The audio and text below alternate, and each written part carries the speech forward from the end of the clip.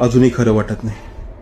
आज सकाळी आपले महाराष्ट्राचे उपमुख्यमंत्री अजितदादा पवार यांचं अपघाती निधन झालं. घरातला करता पुरुष कधीही रडत नाही, त्याच्या डोळ्यातून कधीही अश्रू येत नाही. आज मी सोशल मीडियावरती पाहिलं, बरेचसे आमदार मंत्री यांना अश्रू अनावर झाले होते, कारण की अजितदादा पवार यांचं नेतृत्व तसं होतं. अजितदादा पवार यांच्याबद्दल काय म्हणावं, हो तर नो, नाही तर नाही, असा त्यांचा बाणा होता. स्पष्ट आणि टोकदार अशी त्यांची भूमिका होती.